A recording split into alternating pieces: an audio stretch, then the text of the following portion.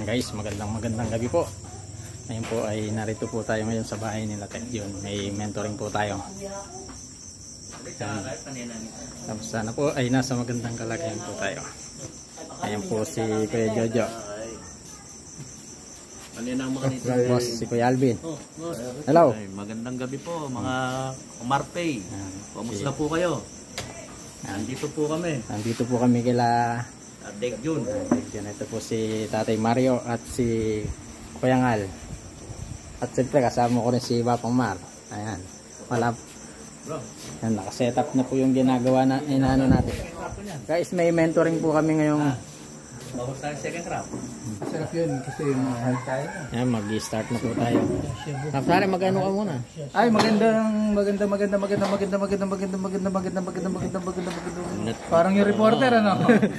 Magandang gabi mga ka-Marfay, mga ka-Tekram. And welcome po sa ating pong Bible study ngayong pong gabi. Ayan, kasama ko po yung mga poging tatay. Tignan nyo naman. Bakit mo kanta pare? Baka sinabi ng tingnan. Ayan, po sila. Yun, o. May kahoy-kahoy pa. Ayan, start na tayo. Tay, buti-buti mo. Buti-buti mo, Panginoon, sa lahat ng oras, sa bawat araw, ika'y laging tapat kung magmahal. Ang iyong kaawa ay magpawalang hanggan. Pinupuri, sinasamba kita, dakilang Diyos at Panginoon. Tunay ngang ika'y walang katulad, tunay ngang ika'y di nagbabago. Mabuti ang Diyos na sa ating ay nagmamahal. Pinupuri, sinasamba kita, dakilang Diyos at Panginoon. Tunay ngang ika'y walang katulad, tunay ngang ika'y di nagbabago. Mabuti ang Diyos na sa atin ay nagmamahal. Mabuti ang Diyos na sa atin ay nagmamahal. Mabuti ang Diyos na sa atin ay nagmamahal. Hallelujah. Pangalan po tayo ni Kuya Diyos sa ating pong pambungad na panalangin. Diyos, wala na kapangyarihan sa lahat. Purihin ka, Panginoon, ang pangalan sa iyong Holy Lord, ibig sa amin, kabutihan, Panginoon, nandoon lagi, O Diyos. Purihin ka, aming Ama.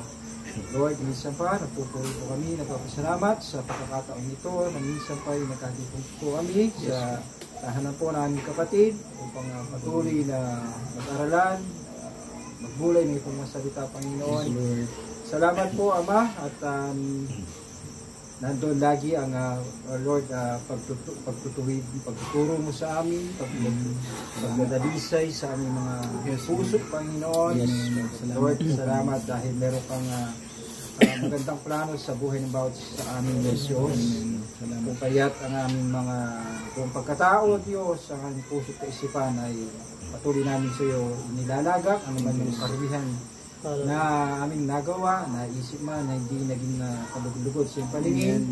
Lord, patuloy mo po, Diyos, na kami dalisayin, Panginoon. Patuloy na ang dugo, ang siyang patuloy na tumakip nito, Panginoon. At sa aming pagbubulay, Panginoon, patuloy na ang karunungan na buhat sa inyo ay pagkalusun sa amin. At tanging kayo po ang mabigyan po namin ng parangal, Panginoon. At ang iyong lingkod na ginagamit ang ating kapatid si Brother John, at yung higit na bigyan ng karunungan buhat sa inyo, Panginoon. Yes, Father. Purihin ka, Panginoon, isang pa ang lahat ng parangal, papuri at tayo sa inang ginapagkama sa pangalan ni Jesus. Amen. Amen. papurihin po ang Panginoon. Salamat po sa ating Diyos tayo muli nagkita-kita. Kamusta po kayo mga kapatid? Mabuting Grace of God. 2 Corinthians chapter 12 verse 1.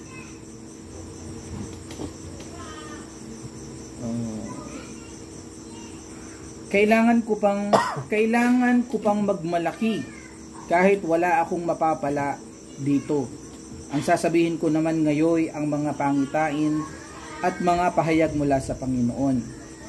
Verse 2. May kilala akong isang Kristiyano na dinala sa ikatlong langit, 14 na taon na ang nakakalipas. Hindi ko lang matiyak kung iyo'y isang pangitain lamang o tunay na pangyayari. So may kinikwento po si Apostol Pablo. Hindi niya daw alam kung tunay na pangyayari o baka pangitain o vision, no? Alam niyo yung vision, yung parang may nakikita kang picture, baka habang tutulog ka ganyan, hindi niya maalaman kung yung ba'y totoong nangyari o pangitain lang. Ang Diyos ang nakakaalam, sabi niya verse 3. Alam kong ang taong iyon ay dinala sa paraiso. Hindi ko lang alam kung iyon ay isang pangitain o tunay na pangyayari. Tanging ang Diyos ang nakakaalam. Verse 4. Nakarinig siya ng mga bagay na hindi kayang ilarawan ng salita at hindi maaaring sabihin ni numan. Ipagmamalaki ko ang taong iyon at hindi ang aking sarili, maliban sa aking mga kahinaan. Okay, dito, kumbaga,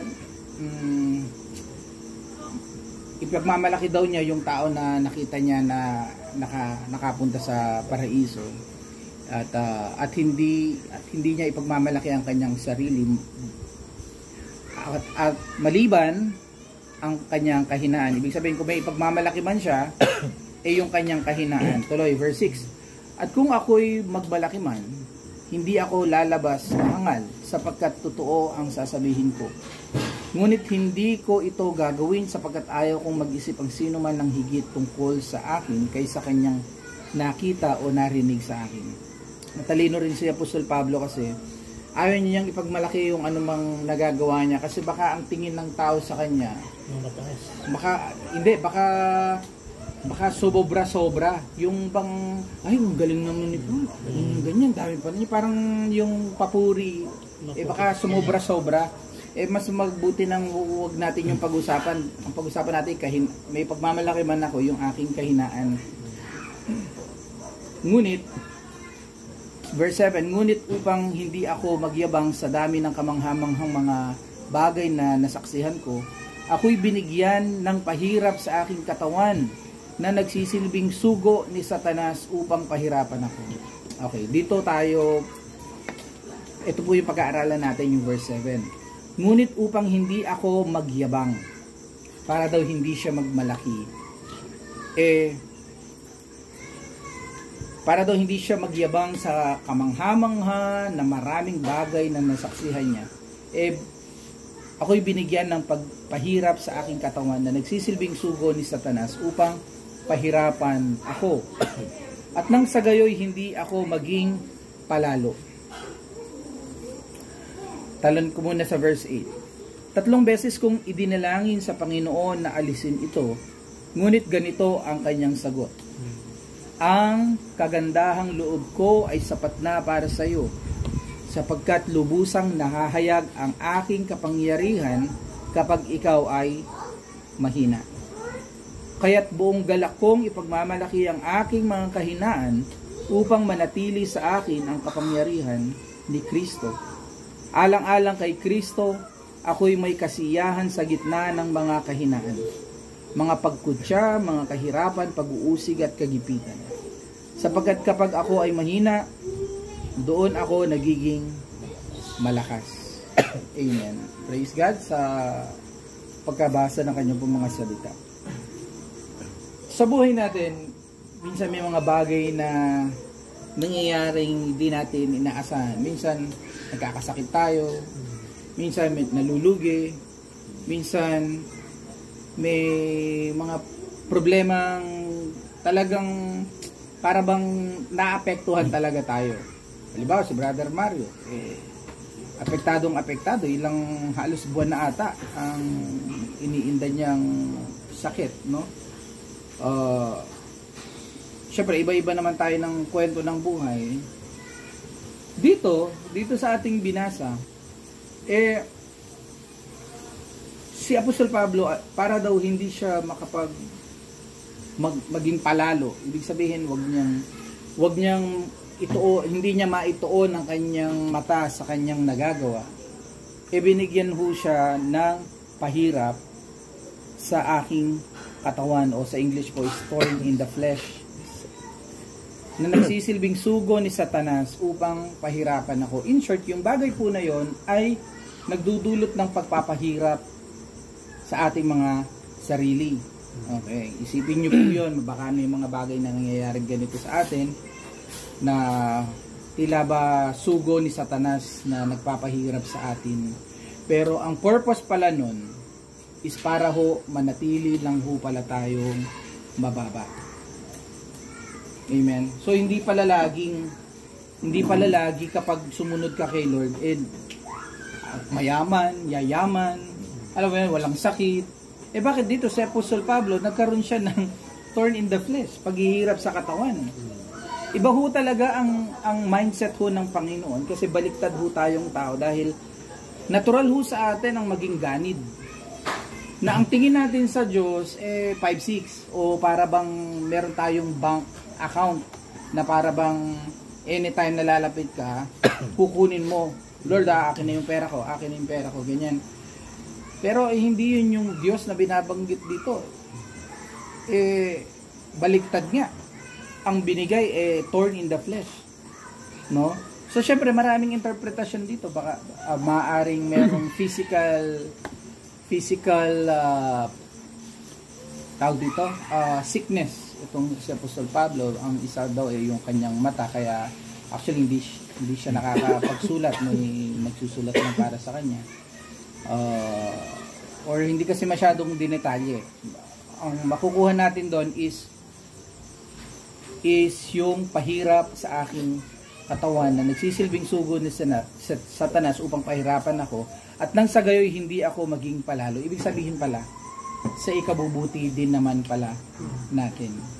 Okay, kaya sinabi ko pong short lang po itong pag-aaralan natin. Gusto ko lang pong ipaalala sa atin na maaaring may nangyayari sa ating hindi maganda, o meron tayong pinapanalangin na, Lord, alisin nyo nga po itong problema na to, Lord, ganito, ganyan. At kung bakit minsan hindi ho tinatagal ng Panginoon, kasi bakit? Meron ho siyang gustong ituro sa atin. Meron. Iba-iba. Hindi, isa yung inilalayo tayo ni Lord para tayo magmalaki, no, para tayo magmayabang. Pero maliban doon, meron pa siyang ibang itinuturo na sigurado ako, kasi ganun si Lord sa kanyang mga anak. Bakit? Kasi siya yung modelo ng tatay na 24/7 ginaguide niya yung kanyang anak. Hindi naman natin nagagawa yun tayong mga tatay. Sino ho sa atin dito ang nagagampanan natin ng buong buo ang ating responsibilidad bilang tatay? Meron ba? Wala. Kahit ako, di ba? Hindi perfecto, nakakahiyaman kung may nagagawa, pero sobrang kulang pa din. Kumbaga, hindi mo magawang, parang si Apostol Pablo, hindi ko magawang maipagmalaki, no? Pero syempre natututo tayo at sa tulong ng Panginoon ay magawa natin kung ano yung ating mga pananagutan sa ating mga anak, ano. So muli mga kapatid, matalino ang Panginoon. Kung may mga paghihirap tayong dinaranas, merong laging nakalaan na aral dyan. Minsan na-frustrate tayo yung minsan nagsasawa na nga tayong manalangin about dun sa pinagpe-pray natin. Pero panghawakan natin ang paraan ng Panginoon na laging mabuti ang kanyang ang nakaadya niyang plano para sa kanyang mga anak. Marahil kinamatay na ni Apostol Pablo itong sakit na pinagdadaanan niya at hindi talaga pinagaling ni Lord. Maaari, no? Ibig sabihin ba noon hindi siya mahal ng Diyos? Hindi, di ba? Actually mahal siya ng Diyos kaya hindi niya tinanggal. Yung kasi kapag tinanggal niya 'yon, base dito magiging palalo siya. Magiging mayabang siya, which is sinong mapapahamak siya. Dahil naiintindihan ni Apostol Pablo yun, di baling nang daladala ko to dahil dito sa aking kahinaan na to, nakikita ang kalakasan naman ng Diyos. Nakikita naman ng Panginoon dito sa kahinaan ko. Kaya dito sa last part sabi niya, alang-alang kay Kristo, ako'y may kasiyahan sa gitna ng mga kahinaan, mga pagkudya, mga kahirapan, pag-uusig at kagipitan, sapagkat kapag ako ay mahina, doon ako nagiging malakas, no? Ayun, yun lang po ang atin pong text po ngayon. And ay, tara. Thank you. Ang bango bango nung kanin. Di ba tayo po yung manalangin? Panginoon, marami po salamat sa iyo pong kabutihan po sa amin. Salamat sa iyo pong pag-ibig, sa iyong biyaya at habag, Panginoon, na mayaman mong binubuhos, O Diyos, sa amin. Sobrang napakabuti mo, Panginoon, bagamat hindi po kami karapat-dapat.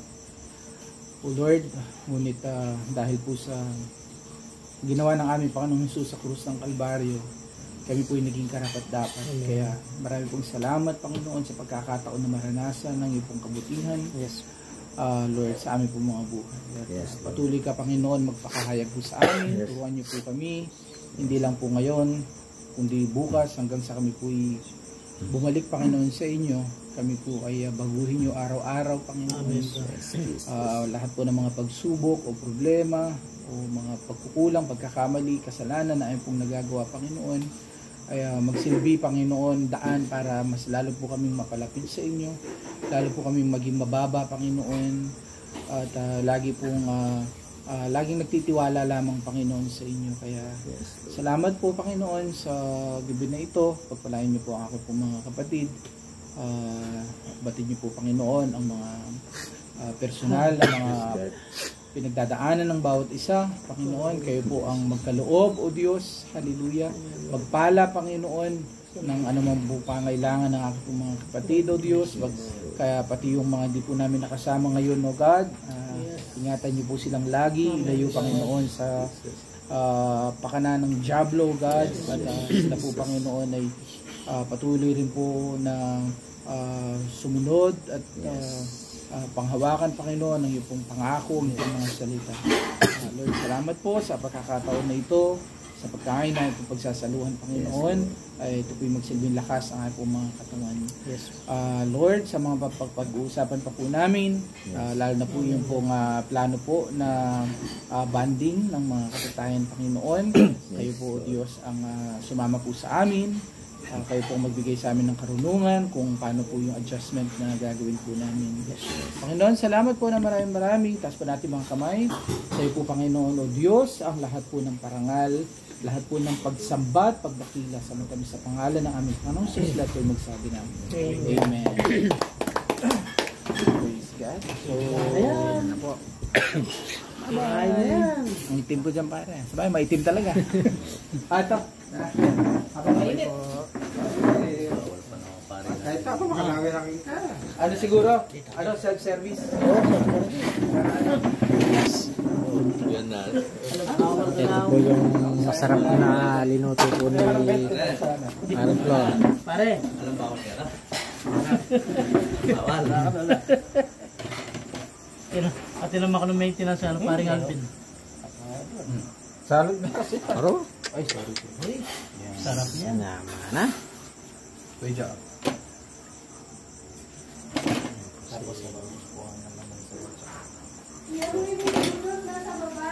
May sinasalo ko ng ano. Wait, ako ka na lang na. Tsaka ng laman. Tapos siya yun. Ano pa rin? Dakala pa rin, hindi ka mga. Hanggang kay. Thank you. Ayos sumama. Okay, sunod po. Sige, ako po ang tagakuha po ng... Sarap, sarap. Sarap, no? Salamat. Paminta. Sabi ng Ilocano, naimas. Naimas. Inimas. Kala ko inimos. Naimas. Tumasago ako sa'yo pare, alamin ko sana ba't di natuloy. Kanina, di ka naka-online siguro. Baliktad nga, minsan nag-online ako, tapos Hindi na. ko. Hindi ka kasi mag-text ah. Hindi, ayaw. Kasi hindi naman siya ganong parang emergency. Kaya Baka mamaya mas gusto ko kasi ng ano. Baka rami kaya. Baka ako kasi baka hindi mo naririnig. marami na kanin. Pansinin niyo naman yung kanin. Uy, may kanin ah. Kaya dami ko nilutong kanin. Ha? Ayaw din ang pansinin yung kanin. Masarap na... Ay, nandito po yung ano. Hindi dinaanan ni parang Marlon eh. Sino? Alam yung mga taga Hindi niya sila. Wala daw sila sa bahay. Sino pang wala po? Salamat sa... Panasi po. Marami marami pong kanin.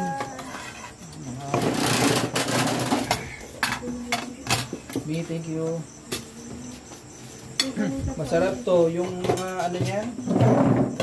Yung tofu, masarap din yung tofu. Ayun pala yung Samji, bakit hindi tayo natuloy? Dito pala Samji ni pare. Dito pala ba? Dito pala Samji, meron pala. Kaya, May paminta-mi. dito pala yung ano ni Sister Flor yung Samji. Cholesterol. Sana pa rin, dapat. Dapat tinuloy na. Eh, ko, tuloy na. Hindi ko May swimming pool dyan eh. Meron din na inano. Di ba nakalahat? Ginargaan. Yan yung lugar yung brother man. Dapat mga tatlong balik tayo. Sarap ito. Meron pa. Paminta. Salamat sa masarap na luto. Sarap talaga yung sitwasyon pare, kumama ka na. Mahalahan na. Pinupray naman. Pinapray na.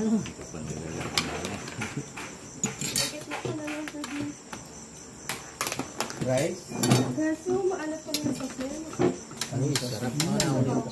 Wow. Pinuto ko lang kay brother mo. Yung ano ni. Ayos lang. Ayos. Sarap. Bagong paper yan, hindi. Kahit kumain ako kanina, kakain pa ako ulit. Chicken satay ito. Kaya na ako lang din ah. Matapang niya. Pare, Siya pang bata. nalikusin mo lang po. Kung kain. Masarap siya may paminta. Lagyan niyo ng paminta. Mas may sipa. Madami pong kain. Ano pa ako. Kasi baka mga 3 days kami kakain. Sabi niya kasi mga 10 na ano. Kulo-kulo sa pula ko eh. Hindi dumating na ba? Patagal sa lugar na yun. Barangay, dito mo yan. Ingat ka eh. Sabi Bago na sa'yo ng nanonood kimchi, mo hindi tayo. may kimchi. Sabi na nanonood mo tayo. Ayun, sa mga hindi lumatay. Dito na kami nag-Samji. Hindi na tuloy yung payment. Yung nga pala ano, sabi ni Arthur, Maglipat na. mas masarap nung mag-ulo ka na lang tayo. Eat all you can. Lalabas na lang. Oo, Wala nang swimming. wala na. Tapos after ng kumain, namasyal na lang daw sa SM. Ha? Eat all you can sa Chodorigos. Hindi. Sa... Sa Simon. Pare. Sa Simon. Anong maganda? Kusina ni Ima. Anong maganda? Masarap doon. Ano, sari-sari yung pagkain. Tignan natin kung Magkano per head? 299, pare 300. Pero kakaiba yung pagkain. Maraming ano, ba't ibang pagkain na isda, seafood, tsaka yung dessert, maraming dessert. Ano, may prutas, mga ano. You want? Kaya siguro nasuggest kasi na-experience sila. Oo. Tsaka Kapampangan na nagluto, masarap sila. Ngayon, sabi ni Brother Rato, kaagad sabihan niyo ako para kung ano, Confirm nyo ako. Sabi niya para makapagano ko kaagad sa trabaho ko. Shit. Nahingi daw siya Kung ng swimming pa rin. Hindi, kung matutuloy. Sa itulokin. Para daw wala nang iintindihin sa ano, babaunin, makapamaster pa tayo. Sabi niya.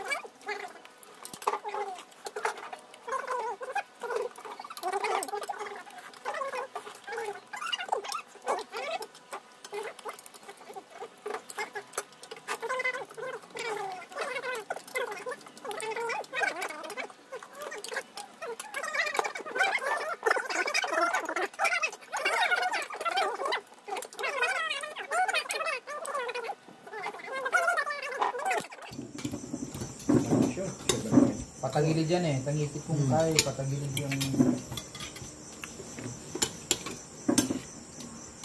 May pangload. Tapos, Diyan ako kukuha. marakaling aftershock mo. Pagatin nung ano. Mas malam, takmo ko naman yan. Kaya ako na lang ilagay yung bakwa. Sige, nandun na pa. Matagal pang Hindi ko. matagal pa naman. Hindi ka naman kaya kaya. Na, mula nga nakatapos. Ay, pare ko kanyan. Puta. Ano po na kayo pare ko eh. Oo, alugura na ako. Kaya timano di dyan akong tabaya. Alumaan niyo malugo di pare ko. Para mabalik na ka ng Lord. Oo.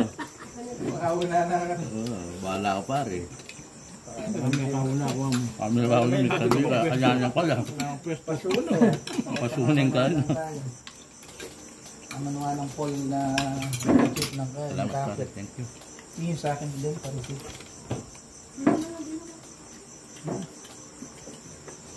Sarap ng sabaw na. Lalo pag nagbiyahe ka. Ako pag nagda-drive. No? Sarap. Yung may parang alpamita manyaman, no? Palita. Dagan ko.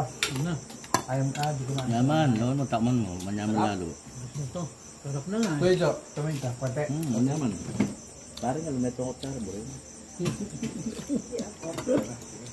May kisipa yung bagya, pangat mo pa nito. Puta ka